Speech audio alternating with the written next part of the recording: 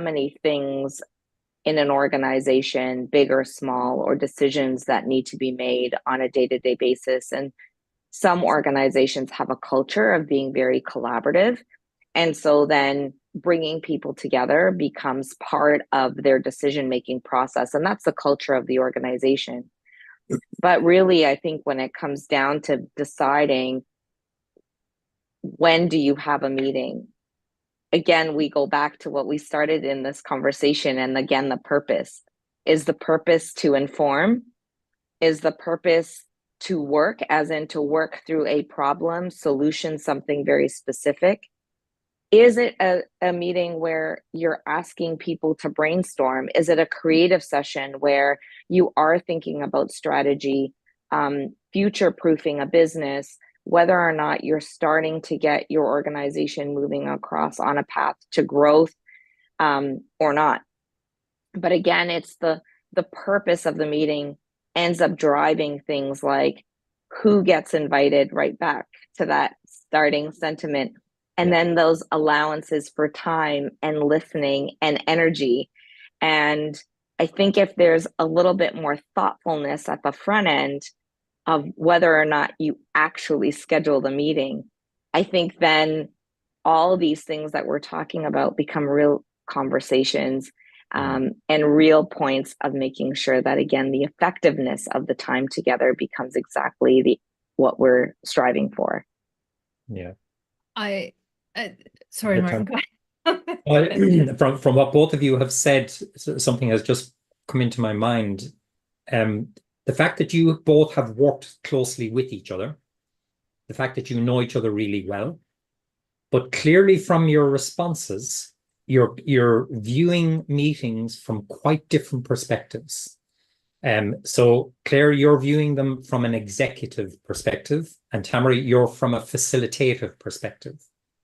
Could I ask both of you your experience of executives, of managers thinking about meetings in the way, Tamara, that you have articulated? Do executives think about meetings in that sort of flexible way? Or, Claire, from your experience, do managers more think about meetings in a unitary sort of way, without the flexibility of purpose, types of meetings, options for different structures, different processes? What's your respective experiences of that from the executive manager's point of view? Tamara, do you want to go first? Well, I'll tell a story. This was many years ago, and actually Claire knows this situation. So I was working with a team. We were going to do a collaborative workshop, and they had to have the proposal approved by someone in HR. And this person had no communication with any of us around this in advance. So all she was doing was looking at the proposal. And of course, as a facilitator, you have time built in at the front end to plan for what you're about to do. And she came back to me when we were talking, and she said, what's all this time you have at the front end? Aren't you good enough that you can just walk in the room and start doing it? And so that was, this was a while ago. Okay. So that organization has now since evolved to understand kind of the collaborative process and the facilitated process a lot more. But at that time it was, that was how things were seen. You just walk in the room and you start doing it. And so I think there are still, that's still out there in kind of the executive world, which is, they're not thinking about kind of structuring things or designing the meeting. Even the smallest meeting, you can have a framework for it. So for example, Claire, who is very experienced with collaborative meetings, is brought up, what is the purpose of this? And is it to inform? Is it to consult? Is it to involve? And that's there's an organization called IAP2, which I think probably Martin and Paul are familiar with, which is the International Association for Public Participation. And they have a spectrum of public participation, which says before you start engaging people, and it's not just meetings, it's all kinds of engagements. Before you start engaging people, ask yourself, are we just informing them? Are we consulting them, getting their feedback and opinion on something? Are we involving them, a little more active? Are we collaborating with them? So we're actually going to decide solutions together, or are we empowering them to make a decision? Are they going to be the decision-making body? And first you start with where on the spectrum does this fit? And if it's informed, then maybe it can be an email, right? Or some other form of communication. If it's, collaborate and empower, then you probably need a really highly designed kind of process. If it's consult, then do you just need focus groups? Like your choice of process or tool follows from that. So when you think what's happening in the minds of some executives, well, even now, still, I work with, or experienced senior people who are just like, well, can't you just walk in and don't we just walk in and we just start talking? But a little bit more thought in advance, and you could have far more effective meetings. Even small management meetings with 5 people could be even better with a little structure, a little format. I think one of the things that Tamara just touched on that I was going to start with was just around that thoughtfulness beforehand. And I keep going back to that purpose. And to answer your question, Martin, really, I feel as though meetings and their purpose has evolved over the course of not only my career, but I think has evolved over different perhaps phases in the market. And we'll talk about the pandemic and what that meant. But again, I do feel as though the awareness around being able to be collaborative and creating space around the table for diverse voices and diverse thinking is really at the forefront of our leaders' minds. And we're not always good at it. So the intention around being purposeful in meetings is really something that requires quite a bit of thought on the front end. And I do feel as though we're getting better at it. I think we're on a good path. Are we always good at it? No. But I do use Tamara as a facilitator or facilitators when I need to be an equal participant in the meeting. Yeah. So when I need multiple voices to be heard, when we're looking to strategize, when we're looking to creatively solve for something, when we're looking to really manage change with a large group, I really do turn to facilitated sessions so that regardless of level or experience, tenure, the voices around the table are all equal. And that ultimately is what drives better outcomes. So having the experience of a facilitated session then allows you to be really mindful of the outcomes that you want when you set a meeting agenda. And when we go back to that sense of time, how much of it do you need to achieve, again, in a short period of time or a long period of time, depending again on what that purpose of your meeting is. So I do sort of start again with Tamara's comment there, just around again that purpose. Yeah, I think that there's a lot of really well-intended leaders who do want to be inclusive, but don't necessarily have the techniques, right, to do that. So I hear from people, I've had some coaching conversations recently where they've said, well, I want to include and engage people in this conversation or in this where they're developing a new kind of culture within their organization. We want to include people. We want to hear their ideas, but they just sit there like this, or they don't open their mouths, or they don't say anything. And I'm get frustrated because I put it out there. I say, what are your ideas? And what do you think? And then they don't say anything. And I don't know what to do. I don't know how to get them to talk. And so I think this is where there's like just a little upskilling can be really helpful for a leader who has the best of intentions and wants to be inclusive.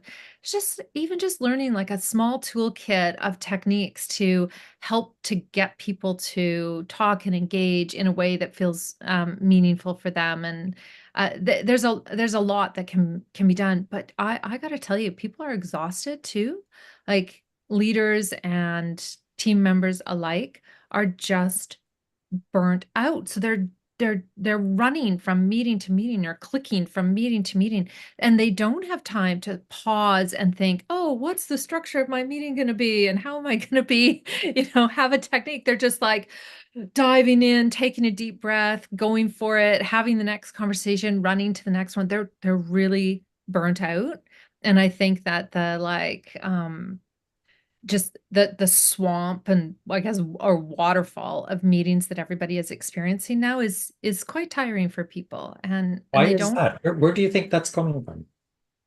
Well, I That think Claire election? can jump in about the pandemic now. Yeah, I think there is probably a number of things that lead to the number of meetings. One is technology enables us to be able to do it. Whereas probably before, in order to be able to get someone into a meeting, it would take a bit of coordination and logistics. So one, it's just easier to set a meeting up. Technology through Teams, Zoom, and whatever software you use, it's just easy to schedule it. You don't need to go check everybody's schedule. You can actually see what people's availability is online.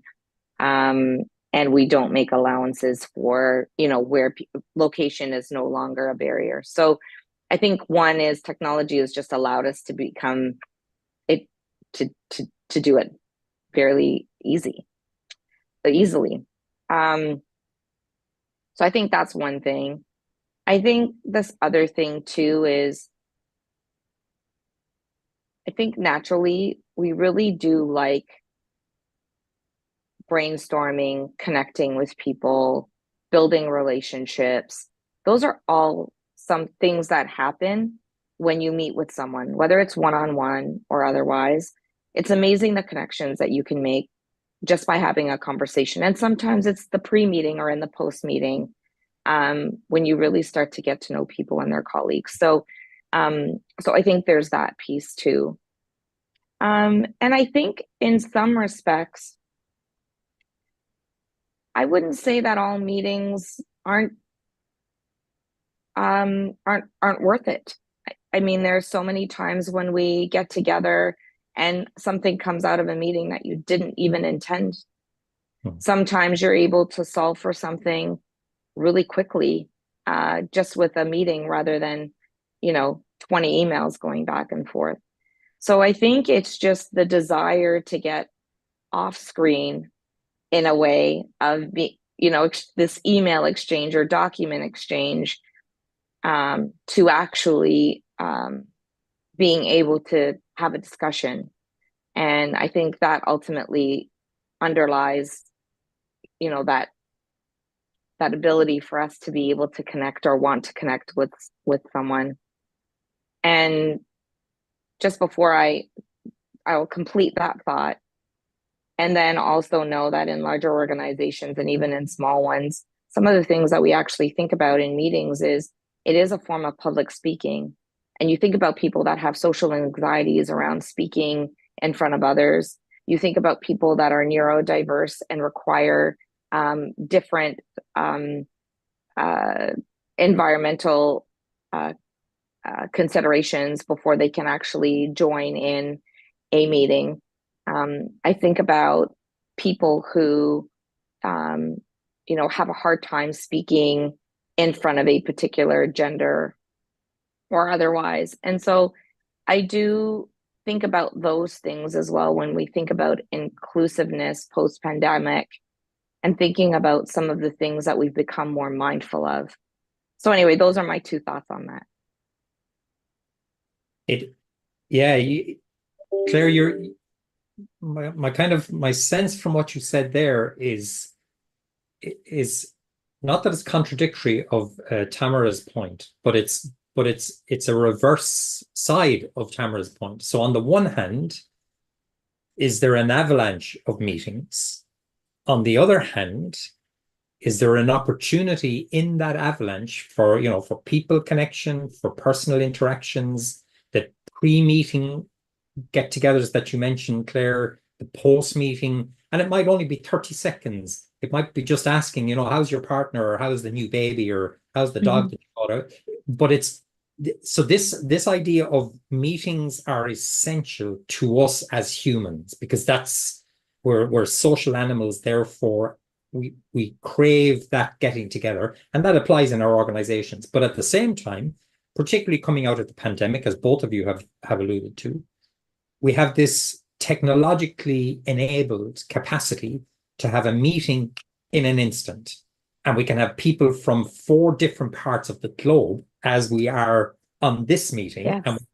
And we can do that literally with a half an hour's notice, because we can see where everybody is. We can plug into their calendar. So have we got a contradiction going on here? Instant access, potential overload. Huge benefits, potential downsides. Well, I guess it's a matter of balance, right? Like I live in Vancouver, so Canada, as I'm sure people who are listening know, is massive. We have multiple time zones. Claire and I are 3 hours apart in terms of our time zone. We're 5,000 kilometers apart, but we work together all the time, both in person and virtually.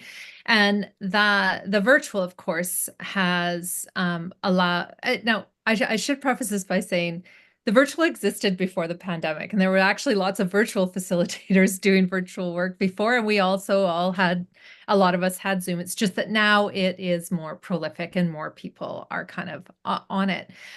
It's allowed me to do global projects. Claire was global head in an organization for quite some time, and we worked on stuff together, and it definitely can facilitate those kinds of gatherings, and it can be very, very effective. But again, it's like purpose before process. That's the process that you're choosing, but what is the purpose of it? And then how do you, what techniques do you actually use? I had a client who's a global sales team. They had normally, before the pandemic, they had met and they had these big sales kind of gatherings and conferences somewhere in the world, usually in like the Bahamas, or, their sales, right? So they would do the thing, and it was 4 days long. So when they called me and they said, okay, so usually we do this in person. We can't do it in person. So we'd like to organize a 4-day virtual event. And I said, no. No, you're not going to do that. And I said, at the most, what we're going to do is like maybe 2 to 3 half-day, kind of 3-hour, like maximum. You can't, like, you just have to control like, if you're going to choose that as your kind of vehicle, then you have to think about how are we going to manage the design for energy and participation. And if that's what you need to do in order to get the job done, and that's what works for, the budget, people can't travel, then that's fine. Then do that, but do it well, right? There's ways of doing it well, just like an in-person meeting as well. You want to design it so that it can be really effective and that you're using the right processes. I have a client right now who said, well, I want to get everybody together, and I just want their big ideas. And I'm like, for what? Right? What are they for? Well, just the future. It's like, okay, we have to think this through, be thoughtful, think about what's the input, what's the output, and what is the process you're going to use to actually get, what does an idea actually look like? So it's a little bit of upskilling for some of the leaders, even if they're just having small meetings. Get a few techniques, get a few questioning techniques. I would say questioning techniques and frameworks can be one of the most invaluable things that you can ever learn, either for coaching your team or for leading your team and engaging them. And it doesn't require anything physical. You just have to like have some really good questions. And, also having like little frameworks, even for the smallest meeting. There's a lovely kind of method framework that goes what, so what now? Right. So no matter what you're doing, even if you're just having a one-on-one with your with a colleague, you can think, the just answer the question, what is it we're talking about, or where are we going, or what are our goals? So what does this mean? What are the implications and consequences for us? What are our priorities? And then so what do we do now? How do we move this into action? So just having some of these little things can transform all kinds of meetings, workshops, engagements, conversations. Claire, final comment to you before we do a summary wrap up? I think No, go ahead. Sorry, Claire, just to remind our viewers that we are Talk to Your Meeting Doctors. We are here joined by Claire Santamaria, a seasoned executive with expertise in leading high-performance teams, and Tamara Eberle, a strategic facilitator specializing in collaboration and creative problem solving. We are now approaching the end of our show. Over to you, Claire. Sorry, I think I interrupt you, or Martin. No. Claire, go ahead. Not at all. I think, I really do, again, drive back to some of those earlier points that we made around purpose and that consideration, and your thought, Paul, around what if you were hosting your meeting and thinking about and drawing those parallels between a meeting and a wedding, or hosting a wedding. And I do think that there are some thoughtful points there, as we've uncovered, that really do drive, again, that setup and that necessity for purpose, and again, the thinking of the needs of those that are attending as well. So thank you for starting us off that way. I thought that was a fantastic way to start our conversation. We normally, as we wrap up, guys, I normally try to do a kind of a 1 minute or a minute and a half summary. Claire, you very eloquently started that summary brilliantly, because it took us back to the wedding analogy that Paul provocatively threw in. That pushed us into three things: the invitees, the seating that we might consider, and who we might ask to attend. That brought us down into talking about the purpose, because the meeting purpose dictates who ought to be there. We talked about the possibility, depending on size and scale, of getting everybody's voice heard. Tamara, that brought us into the idea of designing the meeting depending on that purpose, depending on the numbers, and then we can do the math. We can basically say, divide the time by the number of people, we get listening time and we get talking time. And then we can figure out how we got the right people for the right purpose, for the right amount of time in the right setting. The whole meeting design concept, we also then got into talking about meetings in person. We started to talk about meetings online and the enabling capacity that technology has had to create a kind of an explosion of meetings. But I think we kind of concluded that's not necessarily a bad thing, because Claire, you brought us down the road of saying we are human, we benefit from meeting, we have pre-meeting and post-meeting personal connections that can be hugely beneficial and hugely valuable. And then Tamara, you took us into there might be benefit in executives having a small little toolkit of their own. Key questions, key tools, key techniques for managing time, space, purpose, people, venues, in order to maximize the benefits that they're able to extract out of their meetings.